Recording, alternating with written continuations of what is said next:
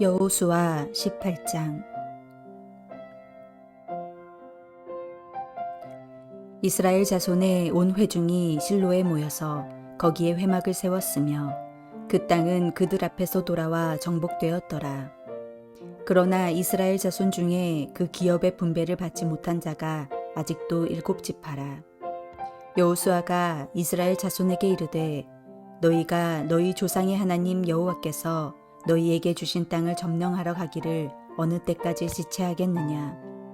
너희는 각 지파에 3사람씩 선정하라. 내가 그들을 보내리니 그들은 일어나서 그 땅에 두루다니며 그들의 기업에 따라 그 땅을 그려가지고 내게로 돌아올 것이라.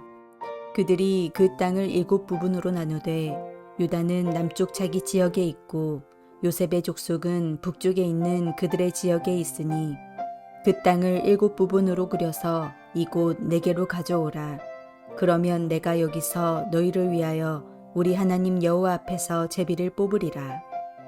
레위 사람은 너희 중에 분깃이 없나니 여호와의 제사장식분이 그들의 기업이 됨이며 각과 르우벤과 므낫세 반 지파는 요단 저편 동쪽에서 이미 기업을 받았나니 이는 여호와의 종 모세가 그들에게 준 것이니라 하더라. 그 사람들이 일어나 떠나니 여호수아가 그 땅을 그리러 가는 사람들에게 명령하여 이르되 가서 그 땅으로 두루다니며 그것을 그려가지고 내게로 돌아오라. 내가 여기 실로의 여호와 앞에서 너희를 위하여 제비를 뽑으리라 하니 그 사람들이 가서 그 땅으로 두루다니며 성읍들을 따라서 7부분으로 책에 그려서 실로 진영에 돌아와 여호수아에게 나아오니 여호수아가 그들을 위하여 실로의 여호와 앞에서 제비를 뽑고 그가 거기서 이스라엘 자손의 분파대로 그 땅을 분배하였더라. 베냐민 자손 지파를 위하여 그들의 가족대로 제비를 뽑았으니 그 제비 뽑은 땅의 경계는 유다 자손과 요셉 자손의 중간이라.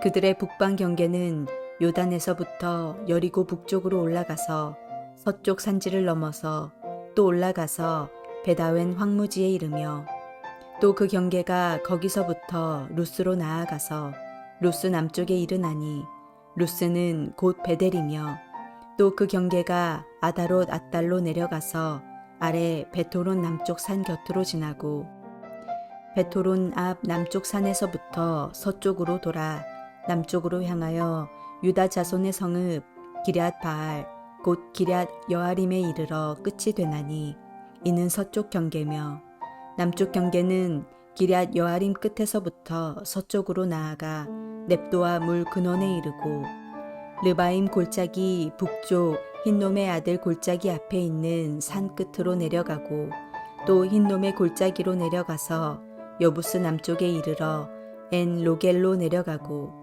또 북쪽으로 접어들어 엔 세메스로 나아가서 아둠민 비탈 맞은편 글리롯으로 나아가서 루벤 자손 보안의 돌까지 내려가고 북으로 아라바 맞은편을 지나 아라바로 내려가고 또 북으로 벳 호글라 곁을 지나서 요단 남쪽 끝에 있는 여메의 북쪽 해만의 그 경계의 끝이 되나니 이는 남쪽 경계며 동쪽 경계는 요단이니 이는 베냐민 자손이 그들의 가족대로 받은 기업의 사방 경계였더라.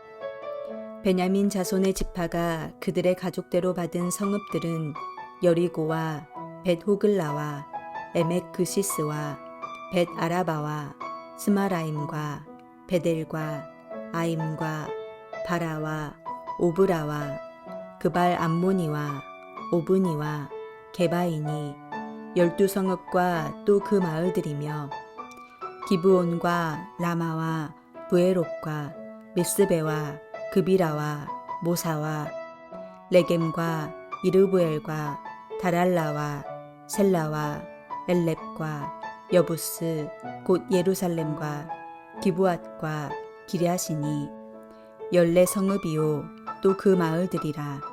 이는 베냐민 자손이 그들의 가족대로 받은 기업이었더라.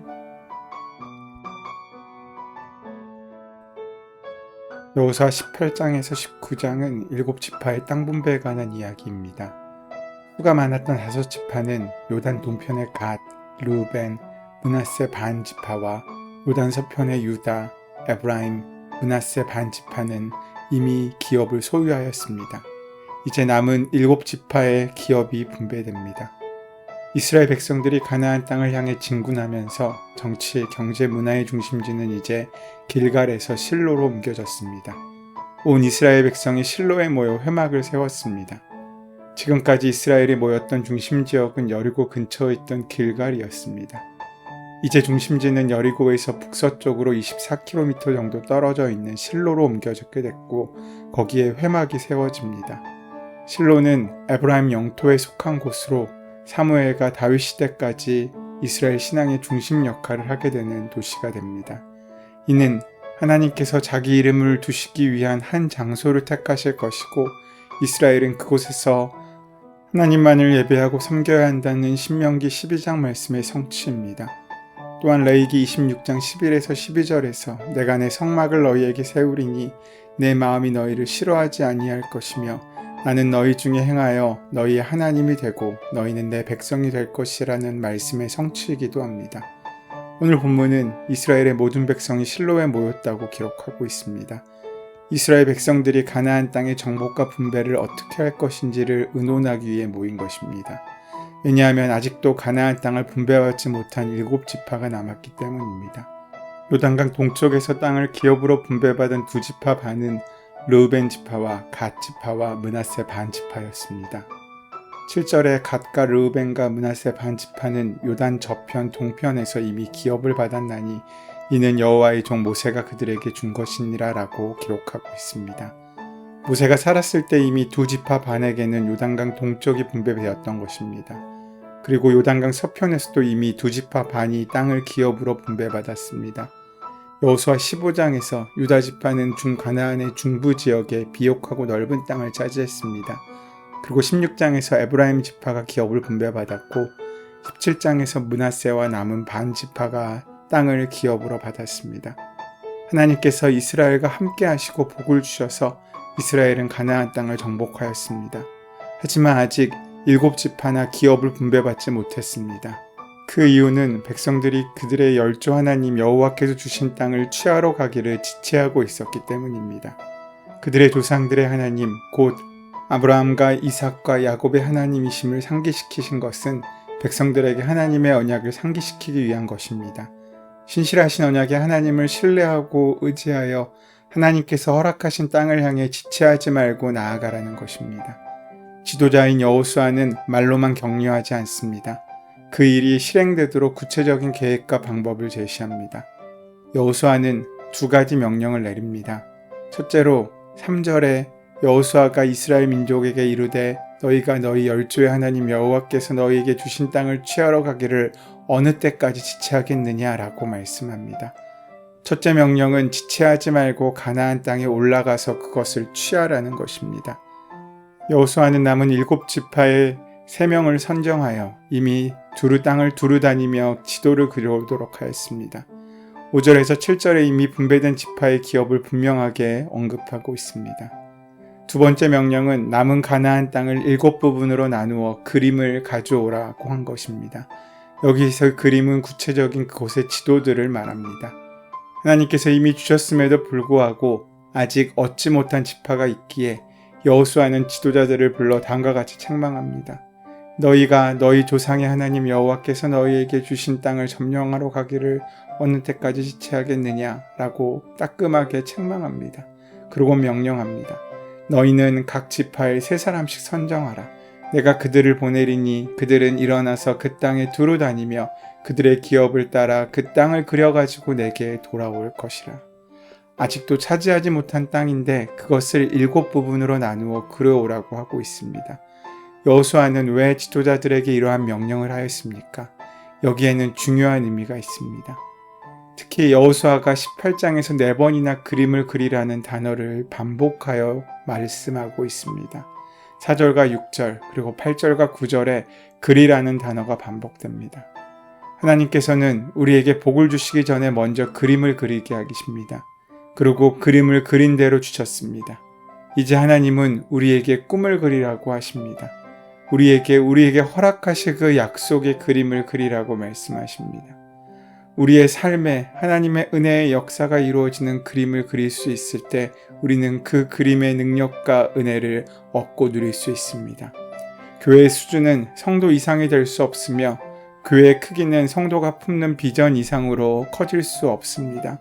함께 꿈을 꾸고 그 꿈을 온전히 실현시켜 나가고자 애쓸 때 하나님께서는 그 그림에 합당한 열매를 우리 삶 가운데 허락해 주시는 것입니다. 이것을 통하여 이미 분배된 기업에 대해서 분쟁이 생기지 않도록 예방하는 효과도 있습니다. 이렇게 사람들은 분배된 지역을 제외한 나머지 땅을 7부분으로 나누어 두루마리에 그려왔고 여호수아는 그들을 위하여 제비를 뽑아 지파대로 그 땅을 분배합니다. 11절에서 28절까지의 말씀은 베냐민 지파에게 분배된 기업을 소개합니다. 베냐민 기업이 남은 7지파 중 가장 자세하게 소개됩니다. 베냐민 지파는 이스라엘의 중심지를 기업으로 받았고 이스라엘 역사 속에서 유력한 지파로 남게 됩니다. 베냐민의 기업이 유다와 요셉이라는 가장 크고 영향력 있는 두 지파 사이에 위치하고 있었기 때문에 북쪽과 남쪽의 경계가 아주 자세하고 정확하게 기록되어 있습니다. 경계를 표현하는 말들을 보면 정말 생생하게 묘사되고 있다는 마음이 듭니다. 하나님께서 내게 주신 기업의 영역을 이렇게 생생하게 기억하고 묘사할 수 있는지 우리는 기억해야 합니다. 하나님께서 우리 교회에, 우리 가정에 나에게 정하여 주신 기업의 영역은 무엇입니까? 하나님께서 그리스도 안에서 우리를 구속하셔서 주신 기업과 사명은 또한 무엇입니까? 우리는 그것을 구체적으로 알고 지킬 수 있어야 합니다. 하나님의 은혜와 우리의 사명이 막연한 그저 이상과 생각으로 남아있지 않고 우리 삶 가운데 구체적인 비전과 구체적인 그림으로 온전히 그려질 때 하나님께서는 그 그림을 이루시는 역사를 예전 믿음의 조상들에게 허락하셨던 것처럼 우리 삶 가운데도 허락하고 만나고 누리게 하실 것입니다. 또한 우리가 그 일을 수행하는 과정에서 하나님의 말씀에 대한 순종이 얼마나 나타나는지 그 일을 수행하는 동기와 목적에 있어서 하나님의 영광과 이웃을 향한 사랑의 섬김이 얼마나 있는지를 우리는 기억해야 합니다. 하나님께서 그리스도 예수 안에서 우리를 구속하셨습니다. 그리고 각 교회와 가정과 개인에게 고유한 사명과 곧 기업을 허락하셨습니다. 이미 주신 기업을 기쁘게 받아 감사함을 누리지만 동시에 아직 치열하게 싸우고 물리쳐야 할 영역들이 남아있음을 기억하십시오. 그곳에 나아가기에 두려워하거나 지체하지 마시기 바랍니다. 하나님이 주신 은혜를 그저 주저앉아 생각만 하고 있는 자들에게 하나님의 약속은 그저 이상적인 몽상에 불과합니다. 하지만 하나님께서는 일어나 우리의 힘을 가지고 그 모든 자리에 하나님의 역사와 은혜의 깃발을 꽂고 바로 그 살아있는 은혜를 확인하며 받고 누리는 귀한 삶을 살기 원하십니다. 지금 우리 삶 가운데 남아있는 하나님의 은혜의 자리가 어디에 있습니까? 우리가 치열하게 나아가야 할, 또 이기고 정복해야 할 우리의 사명이 어디에 있습니까? 우리에게 줄로 재어주신 그 구역을 생생하게 그리며 그 기업을 차지하고 누리시는 귀하고 복된 오늘 하루의 삶을 사시는 저와 여러분 되시기를 소원하고 축원합니다. 은혜의 주님, 하나님에 대한 신뢰를 굳건히 가지고 믿음으로 살고 순종함으로 살고 또한 만족함으로 살아갈 수 있도록 인도하시고 동행하시고 함께하여 주시옵소서. 우리 주 예수 그리스도의 이름으로 기도드립니다. 아멘. 이제 오늘 하나님께서 우리에게 허락하신 말씀이 나에게 주신 말씀으로 온전히 만나지기 위하여 함께 깊이 오늘 본문의 말씀을 묵상하시고 성령의 도우심을 구하며 기도하시는 시간 가지도록 하겠습니다. 함께 기도합니다.